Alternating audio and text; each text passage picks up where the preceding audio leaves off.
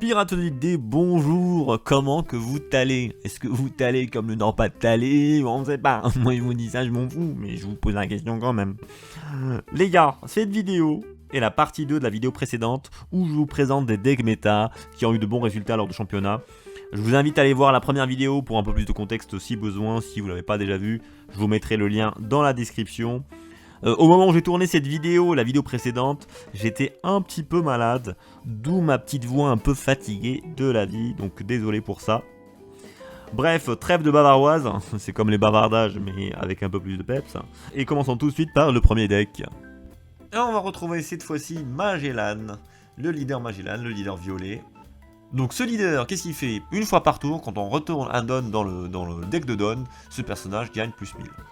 Donc on va retrouver pas mal de cartes qui vont faire cet effet, ce qui va faire monter le leader à 6000 pour attaquer. Donc on va retrouver le classique chercheur de cartes, donc cette fois-ci ça va être Hannibal, donc qui va aller chercher des cartes Impel Down. Donc c'est une mécanique qui va tourner sur un petit peu Impel Down, un peu de Kaido aussi. On va retrouver Shiki, c'est counter plus 2000 en x2. Donc ce deck va jouer Sadi aussi. Sadi qu'on va jouer pareil pour counter plus 2000 ou si besoin pouvoir jouer un mini koala ou un minotaur. Sadi, quand on la joue, on peut jouer un jailer beast depuis notre main, et donc les deux archétypes qui sont là, donc minotaur ou le mini koala. Donc le mini koala c'est un bloqueur de 5000, c'est pas mal, et quand il est détruit on peut rajouter un don et le mettre en mode passif. Ça c'est très cool parce qu'on aura beaucoup de cartes qui vont faire baisser nos dons à -1, donc ça peut être pas mal de récupérer des petits dons avec ça. On va retrouver Minotaur qui lui a double attaque et on KO il a le même effet que le mini koala, c'est-à-dire on va se récupérer un don, ça c'est cool. En bloqueur on va avoir Queen et Uta qui est très cool en bloqueur. Donc bloqueur super sympa qui va nous permettre pour don -1 finalement de bloquer une deuxième potentielle attaque, car on va mettre en mode passif un personnage adverse d'un coup de 5 ou moins. Donc on va bloquer la première attaque, puis on va rester un personnage adverse d'un coup de 5 ou moins, puis on défend ou pas la Uta si on souhaite. Donc c'est très cool, ça nous fait deux défenses. Et Queen, donc le Queen du starter deck Kaido, coup de 5 puissance de 6000. Bah lui déjà, donc bloqueur de 6000, c'est pas dégueu. Puis quand on le joue pour don -1, on va pouvoir piocher 2 cartes et défausser une carte de l'autre main. Pareil, donc c'est super chouette. On a le vilain Magellan, donc la super rare de l'OP02. Lui très vilain, qui embête l'adversaire. Quand on le joue pour don -1, donc don -1, on se récupère 1000 points avec le leader.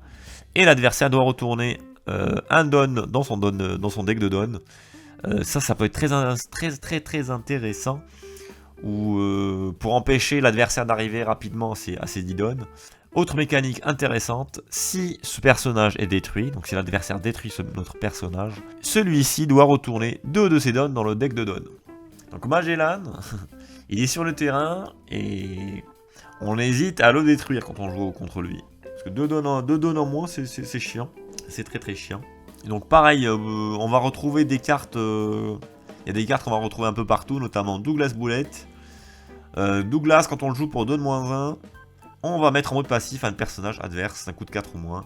Donc ça c'est très utile pour contrer les bloqueurs, pour passer outre les bloqueurs, ou une carte qui nous embête, du style Okiku, je pense à Okiku par exemple pour les verts.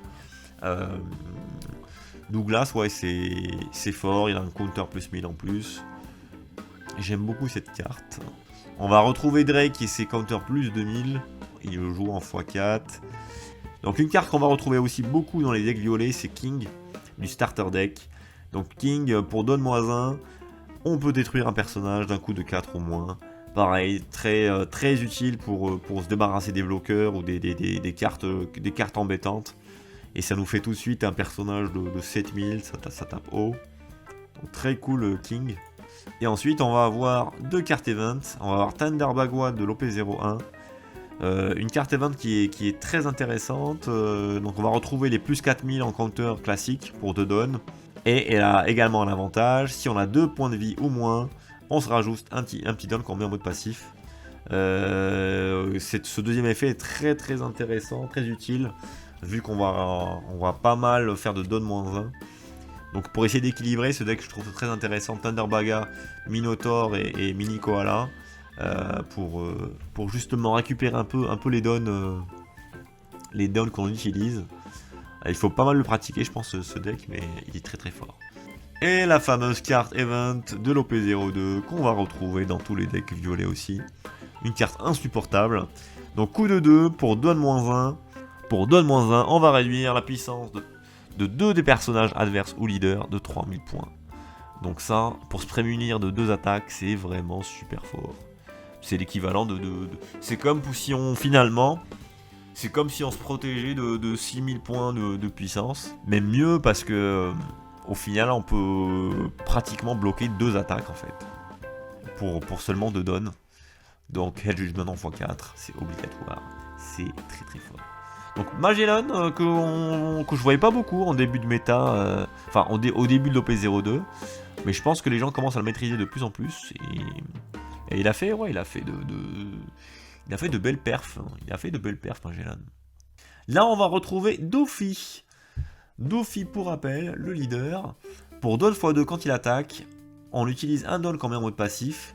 Et on révèle la carte au-dessus de notre deck. Si c'est un Shichibukai d'un coup de 4 ou moins, on peut le jouer en mode passif. Donc l'idée de ce deck, c'est regarder avec Perona nos 5 cartes du dessus. On les arrange dans l'ordre que l'on veut au-dessus ou en dessous du deck. On fait en sorte bien sûr d'avoir du Shichibukai de 4 ou moins. En tout cas de connaître les cartes qui vont arriver pour pouvoir combiner ça au leader et pouvoir le jouer. Une combinaison qui est très très cool, mais par contre il faut avoir une bonne maîtrise du deck. Je trouve les decks bleus en général assez durs à jouer. Donc 4 ou moins, on va pouvoir jouer justement un Teach par exemple, pour retourner un personnage d'un coup de 3 ou moins dans les mains de l'adversaire. On va pouvoir jouer du Doflamingo, des bloqueurs Kuma de 4 ou moins, Boa Hancock aussi. L'originalité de ce deck, contrairement à la méta de l'OP01, c'est qu'on va retrouver Jinbei des cartes promo qui sont sorties il y a quelques mois, enfin qui ont été données lors de Treasure Cup. Mais ouais, c'est une carte que je vois pas souvent pour le coup. Donc Jinbei en KO, donc quand il est détruit, on remet un personnage dans le dessous du deck adverse. De coup de 3 au moins. Ouais, c'est monstrueux. 3 en moins, donc on peut se débarrasser des petits bloqueurs, on peut se débarrasser d'Okiku, on peut se débarrasser de Zoro. Mais ouais, franchement, elle est sympa cette carte en vrai. Et elle est sympa. C'est-à-dire, l'adversaire, il réfléchira 2 fois avant de détruire Jinbei. Et c'est cool ça. C'est une carte qui est très intéressante. Et vu qu'il fait partie des Shichibukai, donc on peut le chercher avec l'effet de Doflamingo. Ouais, il y a un beau combo là-dedans. Donc en nouveauté OP02, on va avoir Moria aussi, la vanilla de 6000. Donc on aura beaucoup de cartes de 6000 à cause du leader Barbe Blanche. On voudra avoir pas mal de 6000 pour taper.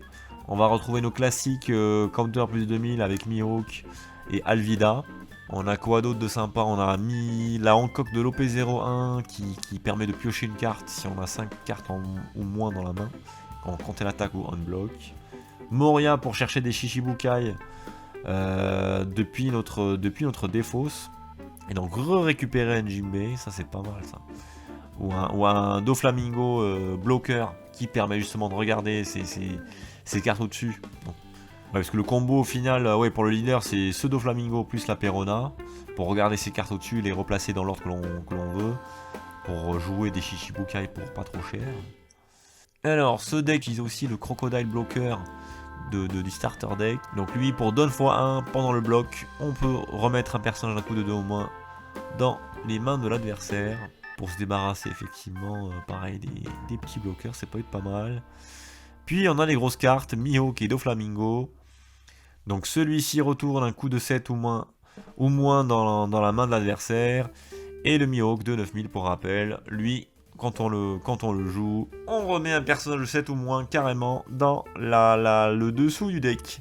Donc très pratique contre les kids 7 des decks verts, très pratique. Contre Ace, c'est pas mal aussi d'ailleurs, j'y pense. Ace contre Ace, c'est pas mal. Contre Oden, il peut pas, ça coûte 8. Ouais, c'est pas mal, c'est pas mal. Si un jour on a un leader bleu-noir, on pourra comboter les réductions de coûts et mixer Mihawk. Je pense que Mihawk deviendra utilisé en x4. Donc, ça peut être pas mal en vrai.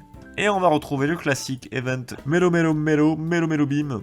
Donc donc, qui fait plus 4000, puis on pioche une carte si on a 3 cartes en main. Pour se défendre. Bon, j'avoue, j'ai pas beaucoup joué de Flamingo. Je vois un peu comment ça se joue. Mais j'aurais du mal à le jouer moi-même. Et il me semble qu'il a fait, pareil, qu'il a fait une belle perf dans un tournoi aux États-Unis récemment. Il y a une petite semaine, vraiment très très chouette de Flamingo. On va retrouver cette fois-ci Ivankov, le leader de Impel Down et de l'armée révolutionnaire. Ivankov qui est très fun à jouer et c'est un gros bazar quand on le joue. Moi, chaque fois que je joue ce deck, je suis perdu. Ivankov, en gros, l'effet du leader, à la fin du tour, si on a 0 carte en main, on pioche 2 cartes. Donc, l'idée principale, enfin le combo principal de ce deck, ça va être de sortir le Imperio Ivankov de 7 coups de puissance de 7000, qui lui, quand on le joue, si on peut piocher jusqu'à 3 cartes dans notre main, puis on joue un personnage bleu type Impel Down d'un coup de 6 ou moins. Donc l'idée, c'est soit on a en main Luffy, et on va aller jouer Ivankov plus Luffy directement, ce qui fait un combo, donc on joue pour 7, donc Ivankov, on joue le Luffy, Luffy on play, donc on active son effet tout de suite si on le souhaite, on peut défausser 2 cartes depuis notre main, puis retourner un personnage d'un coup de 4 ou moins dans les mains de notre adversaire, puis ce personnage gagne double attaque. Donc on peut tout de suite jouer Ivankov, on joue 2 grosses cartes de 7000, se débarrasser d'une carte d'un coup de 4 du terrain adverse, rien que ça c'est super fort. Donc le combo Ivankov peut aussi se marier avec Galdino, Mr. Tree, on peut jouer avec Inazuma également, qui coup de 6 ou moins. Donc grosso modo en fait c'est un deck où on va pas mal piocher, pas mal défausser de cartes. Il est très fun, il est très sympathique. Donc en début de partie on va vouloir avec Baggy aller récupérer, donc c'est la carte tuto des bleus, on va récupérer une carte Impel Down, on va regarder 5 cartes au-dessus de notre deck, récupérer une carte bleue de type Impel Down, donc on va pouvoir récupérer la majorité des cartes qu'on a là, entre Galdino, Inazuma, Mr. 2, Luffy ou Ivankov par exemple. On va avoir pas mal de bloqueurs, avec de bons bloqueurs Impel Down d'ailleurs. On a Inazuma, donc puissance de 5000. Lui, si on a une carte ou moins sur notre main, ce personnage gagne 2000 points. Donc ça peut être 2000 points en attaque durant notre tour, ou un bloqueur de 7000 points. Ce qui le rend déjà très très fort, parce qu'on va se retrouver souvent avec peu de cartes en main. C'est un peu l'idée du deck. Car si on arrive à 0, pour rappel, on pioche 2 cartes. On a un Mr. Trick qui est pas mal aussi, donc bloqueur de 5000. À la fin de nos tours, on peut défausser une carte depuis notre main et remettre ce personnage en actif. Donc pareil, il nous reste une carte en main. On attaque avec Mr. Tree par exemple. Fin de tour, je défausse une carte, je passe à 0. Je remets Galdino en mode actif, puis je pioche 2 cartes. Et vous voyez déjà les combos qu'on peut faire avec tout ça. On joue aussi un stage Newcomer Land.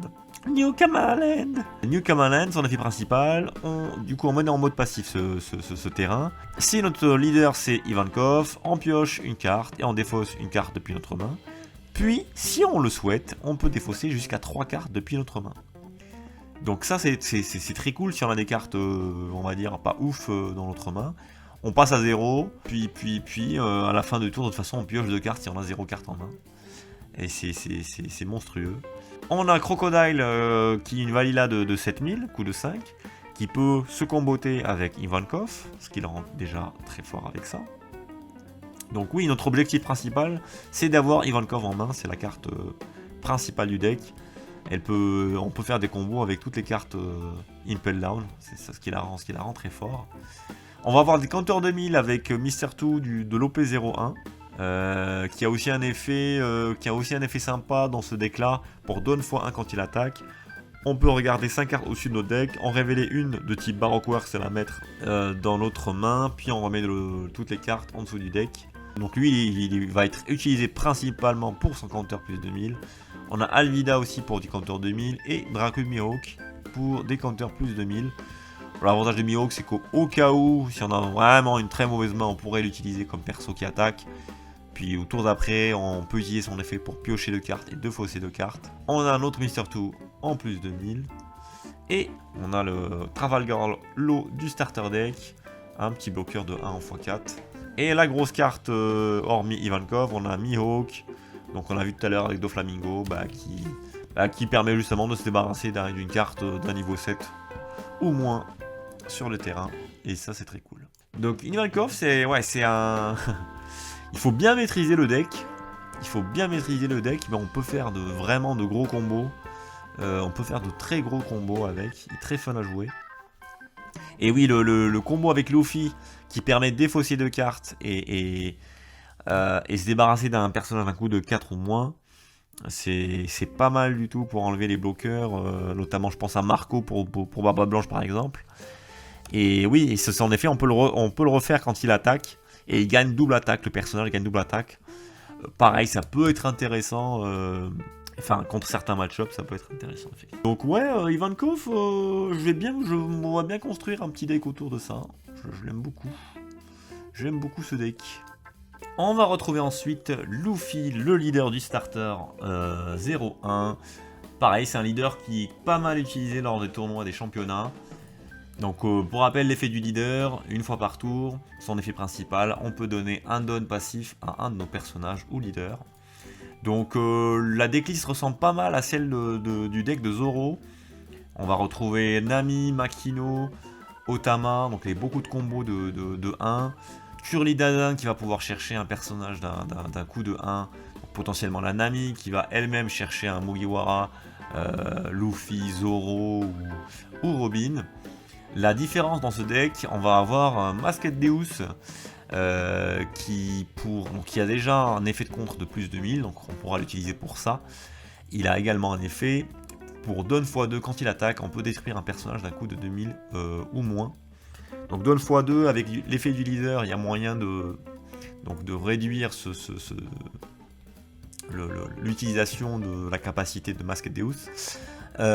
Pareil pour Robin, donc c'est les deux cartes qui peuvent détruire le terrain avec Vista qui l'utilise en play. On va retrouver Gordon pour la réduction de puissance, plus les combos avec Makino qui sont possibles. Donc c'est très fort.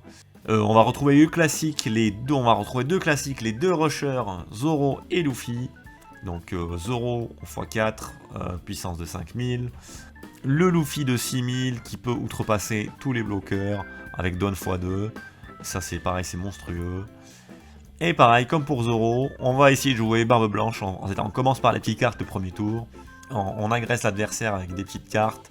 Avec le Zoro également, avec le Luffy. Puis, à partir du tour 5, on va pouvoir jouer Newgate. Pour se prendre 2000 points d'attaque et de défense pour le leader. Et puis pouvoir utiliser son effet taper à 10 000. Et utiliser son deuxième effet qui permet de détruire des cartes avec Don x2 des cartes à 3000 ou moins. Ça ressemble fortement effectivement au deck Zoro. La différence, on a deux events Red Hawk. Donc pour rappel, qui font plus 4000 avec counter, qui permettent de détruire un personnage adverse d'une puissance de 4000 ou moins. Pareil, c'est super fort contre justement les decks miroirs ou decks Zoro. Et se débarrasser du coup des petites cartes. Et on retrouve le classique Jet Pistol. Jet Pistol qui est la carte pour se débarrasser des cartes puissantes de 6000 ou moins. Donc on peut la comboter avec Gordon pour réduire à 3000 les personnages adverses et donc se débarrasser d'un personnage de 9000 ou moins. Ou avec Otama par exemple qui réduit à moins 2000. Donc Jet Pistol, du must-have pour les decks Luffy et Zoro. Donc oui, donc les rouges toujours aussi embêtants, très agressifs comme d'habitude, et puis il faut savoir gérer leur board assez rapidement et pouvoir gérer le Newgate dès que possible. Donc Luffy reste très puissant, mais on va retrouver quand même plus de leader Zoro que de Luffy. Ça reste très très très fort. Cette fois-ci on a le deck Trafalgar Law, le bicolore, et donc 4 points de vie. Ça c'est franchement un de mes decks préférés. Il y a beaucoup de gestion de cartes, pas mal, vraiment beaucoup de stratégie. Je kiffe ce personnage. Donc lui, une fois par tour, son effet principal, pour 2 dons qu'on met en mode passif, si on contrôle 5 personnages sur le terrain, donc si on a le board rempli de personnages, si on a 5 personnages, on peut retourner un personnage dans l'autre main, puis jouer un personnage d'un coup de 5 ou moins d'une couleur différente. Donc je prends un rouge et je peux poser un vert de 5 ou moins, et à l'inverse je peux prendre une couleur verte, un personnage vert, et jouer un personnage rouge d'un coup de 5 ou moins. Ça permet des combos juste génial. Lo qui avait déjà beaucoup performé en OP01. Là il a de nouvelles cartouches pour l'OP02 qui le rendent encore super intéressant, encore très jouable. Donc on va retrouver des petites cartes justement pour remplir le board rapidement. Donc on a les bloqueurs, BG, Chopper d'un coup de 1. Bonnie pour chercher les cartes Supernova. Donc ce qui est cool, elle peut chercher des Supernova vert et rouge comme Zoro par exemple, qui fait partie des Supernova. Vu que la carte ne précise pas que c'est une couleur verte obligatoire, juste un Supernova d'un coup de 5, donc c'est plutôt cool. Dadan comme pour Luffy et Zoro, on va pouvoir chercher la Nami ou les cartes rouges de niveau 1. Puis pour le contrôle de terrain, on va retrouver du Vista, de l'Otama pour les réductions de puissance, et se débarrasser des cartes. Et puis la carte, on va dire, moi je dirais maîtresse, c'est Trafalgar Law, la super rare de l'OP01, qui quand on la joue, on peut retourner un personnage dans l'autre main, puis jouer un personnage d'un coup de 3 ou moins depuis notre main. Donc mixé avec l'effet du leader, je vous laisse imaginer les combos qu'on peut faire avec ça. C'est-à-dire je joue ça, je modifie une carte, j'active l'effet, je remets dans ma main, je le rejoue.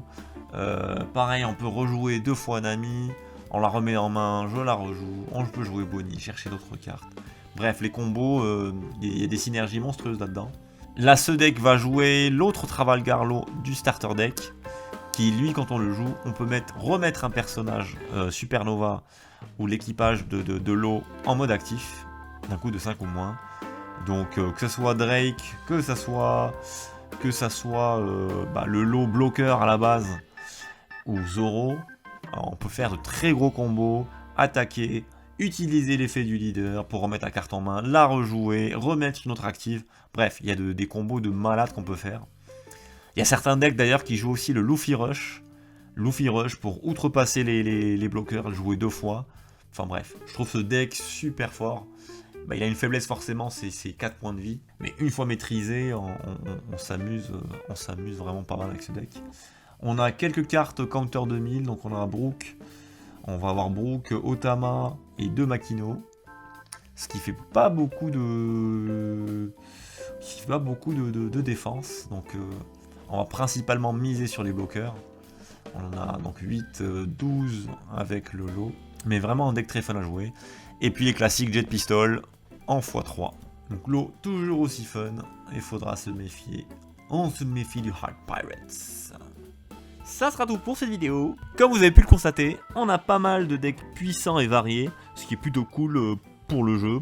Lors de championnat, on va tout de même avoir une majorité de decks qui revient plus souvent. C'est des decks populaires comme Zoro, Barbe Blanche ou Kinemon. Vous me direz en commentaire quel deck vous jouez ou vous appréciez en tout cas. Ça peut être sympa d'échanger sur le sujet, voir ce que vous jouez un petit peu ou ce que vous aimeriez jouer en tout cas. Et moi, comme d'habitude, je vous invite à vous abonner à la chaîne si ce n'est pas déjà le cas, de liker et partager si ça vous a plu, et je vous dis à bientôt pour une nouvelle vidéo. A plus, ciao ciao.